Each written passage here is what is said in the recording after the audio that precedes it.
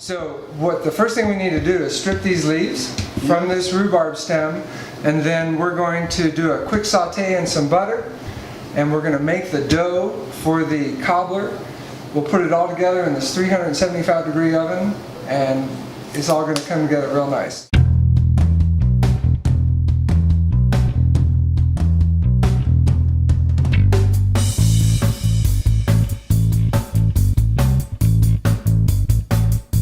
Do you like baking, Tim? Do you do a lot of baking, or do you mostly cook like I do? I mostly cook. Yeah, I'm the same way. I don't do much baking. I keep my desserts very simple for that reason.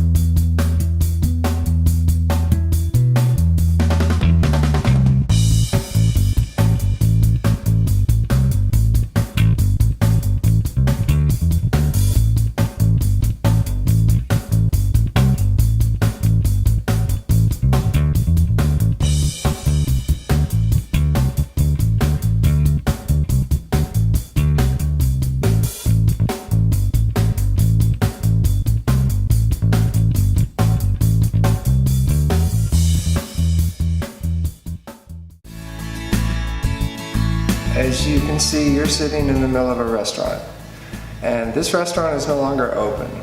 And what I learned, and because I have a catering business as well, the most important thing that I apply to my day-to-day operation is that in the restaurant business you have customers, and in the catering business you have clients. And I'm a client guy.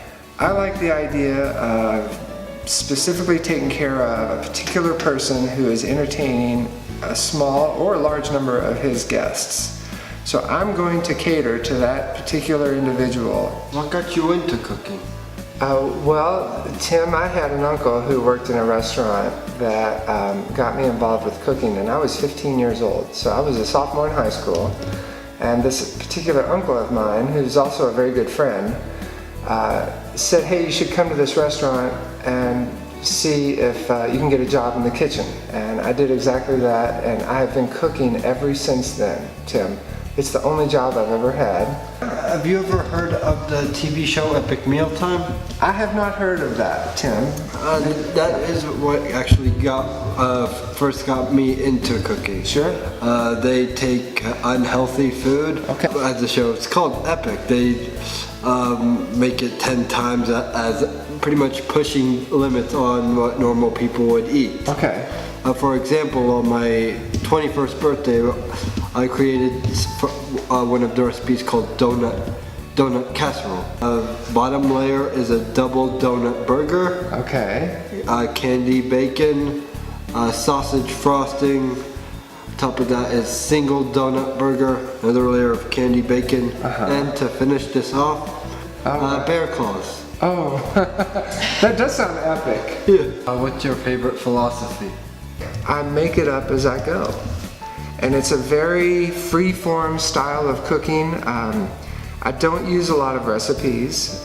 If I do have a recipe, I just automatically have to change it. I can't do exactly what's on paper in front of me, unless it is a baking dish to where I'm making a cake or a pie crust or something along those lines. I have to be a little, I have to follow that recipe.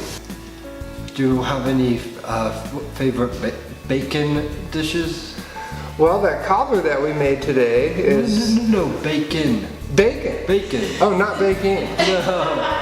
I do have a favorite bacon dish, and it's one of my appetizers that I serve on a lot of my catering menus. And it's very simple to do. One time I'd like to show it to you because, like me, once I saw it, I will continue to use it throughout my career, and I'd be happy to show it to you. But it's a brown sugar baked peppered bacon. Well, that actually reminds me of one of my favorite ways to cook bacon. Just either brown sugar just to caramelize it. Exactly. Or you can put enough caramel sugar to and I found out to turn it into rock candy. Oh, right. So it's real crisp, real crunchy. Yes. And you get the salty and the sweetness of the bacon all worked together. The sweetness of the brown sugar and the saltiness of the bacon. Yeah, no, and the reason why I'm asking is because bacon's one of my favorite things to cook with. Last time I cooked, I've poured bourbon into it, and it turns out to a chemical reaction. It ends up looking like ham. Well, maybe I need to get your recipe for bacon. Instead of me giving you mine, I'm interested in yours now. That sounds really good with the bourbon. Yes. Yeah.